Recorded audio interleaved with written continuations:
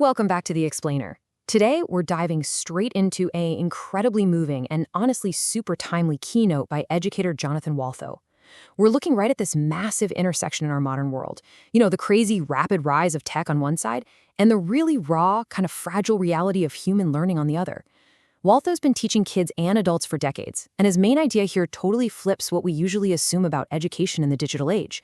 He argues there's this one absolute must-have element of learning that AI literally just cannot replicate. So if you close your eyes and imagine being 5 years old, what did you want to be when you grew up? Seriously, take a second and do this with me. Think back. You're 5. Your teacher asks, what do you want to be? Do you remember what you said? Did your hand shoot up with some massive dream? An astronaut, an actor, a scientist? Okay, hold on to that feeling. Now ask yourself, are you still chasing that exact dream today? For most of us, well, the answer is no. Somewhere along the line, a lot of kids, and adults, frankly, just kind of lose that pure, totally unshakable belief in themselves. They stop dreaming. So why does that actually happen? Well, Waltho argues that the biggest roadblock to learning isn't a lack of intelligence. It's not bad grammar or forgetting facts. The real barrier? It's fear. I mean, think about it. Kids rarely look at a teacher and say, I lack the cognitive capacity to grasp this concept. Right? No, they say, I'm scared, or I'm too shy, or what if I totally mess this up? These aren't intellectual problems at all. They are confidence problems. And that brings us to the core theme anchoring our explainer today. Confidence comes first. If a learner actually believes in themselves, the learning, it just naturally follows. Which brings us to section 1. Where do those dreams actually go? When you glance at a typical classroom, your eyes instantly go to the kids with their hands just shooting up in the air. But look a little deeper. Notice the quiet, anxious kid, maybe sitting right in the center. In almost every classroom in the world, there's a student shrinking down in their seat, thinking, I'm just not good enough. The crazy thing? They probably know the answer, but that fear of being wrong is just paralyzing. And here's the kicker. This fear of failure, it isn't innate. It is 100% learned. So how do we unlearn it?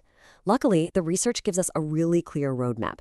The famous psychologist Carol Dweck found that the exact words we use to validate students fundamentally shape their resilience. Praising effort helps children become more resilient than praising perfection.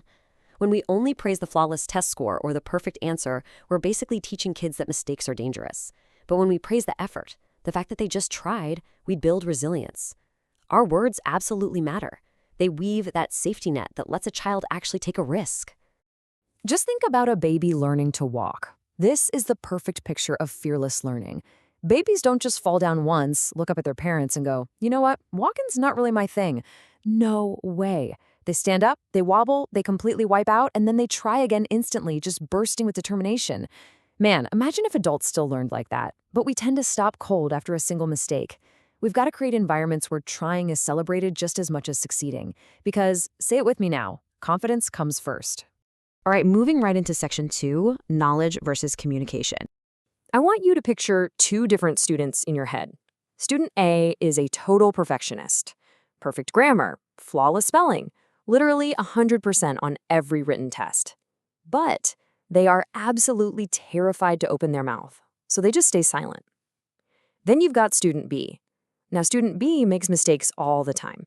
They use the wrong words, they totally mispronounce things, but they never ever stop talking and trying to connect with people. So between student A and student B, who do you think actually becomes fluent out in the real world? It's a no-brainer, right? Communication beats perfection, hands down. Student B wins every single time. That student chasing the absolute A+, but totally paralyzed by anxiety, they're completely missing out on the joy of human connection. People don't become confident just because they've memorized everything. They get confident because someone created a space where it was okay to try, totally fail, and just keep talking anyway. Because look, every single learner out there is facing some kind of obstacle. Waltho calls this the mountain. For one kid, that mountain might be reading out loud. For another, it's making a new friend, or speaking a completely foreign language. As an educator, a mentor, or a parent, it is not our job to throw that child on our back and carry them all the way to the summit. Our job is to walk right beside them, point to that very next foothold, and say, hey, I know you can take this next step. And that leads right into section 3, learning through experience. See, after decades in the classroom, Walpole realized that these long, drawn-out explanations almost never lead to real understanding.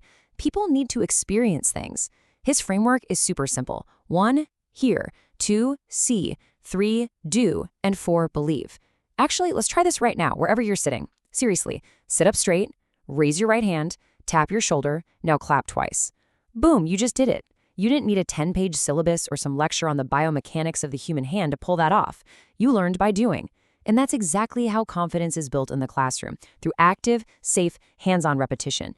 And hey, this isn't just some fluffy, feel-good idea. It is literally foundational psychology. Jean Piaget famously said, "Children construct knowledge through action." We don't magically absorb confidence just by sitting perfectly still and listening to a list of facts. We build it by physically interacting with the world, pushing boundaries, and just seeing what happens. And honestly, what is the ultimate form of action for a kid? It's play. Maria Montessori hit the nail on the head when she said, play is the work of the child. When kids are out there in a treehouse negotiating rules, using their imagination, falling down and getting back up, that play is serious, heavy-duty learning. Parents are always asking, so when does the real academic learning start? The truth, it's already happening right there in the sandbox. Because through play, they are building the exact kind of bravery they're going to need later in the classroom. Confidence comes first. Now, let's get to our final point in Section 4. What AI cannot teach. We absolutely have to acknowledge that artificial intelligence is, frankly, incredible. It's a tool with just unprecedented power. I mean, AI can instantly explain the most complex grammar rules on the planet, translate languages flawlessly in real time, and spit out perfectly optimized lesson plans in literally seconds. It is the ultimate, undisputed deliverer of information. But let's look at the stark contrast here. Think about a machine seamlessly downloading every single byte of knowledge it needs versus a real, breathing human student. The machine doesn't get tired, it doesn't get anxious.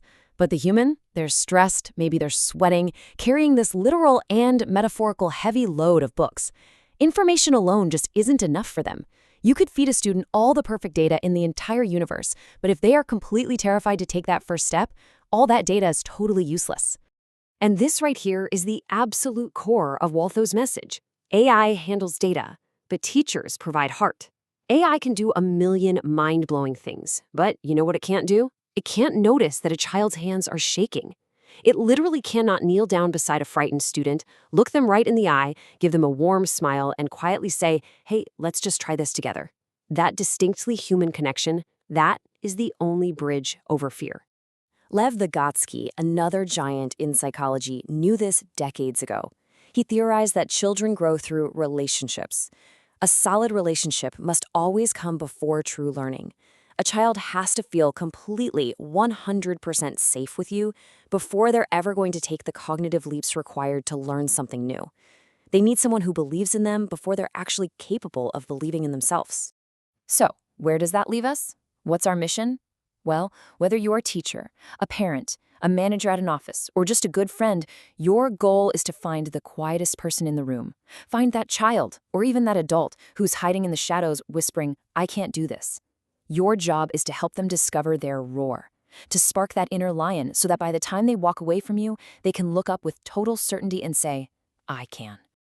As we wrap up this explainer, I want you to close your eyes just one last time. Think about the one educator or mentor or coach who truly changed your life. Think of their face. I bet anything you don't remember the exact math formulas or the specific grammar rules they taught you, but you remember exactly how they made you feel, don't you? They made you feel capable. There's absolutely no doubt that artificial intelligence is going to build our future.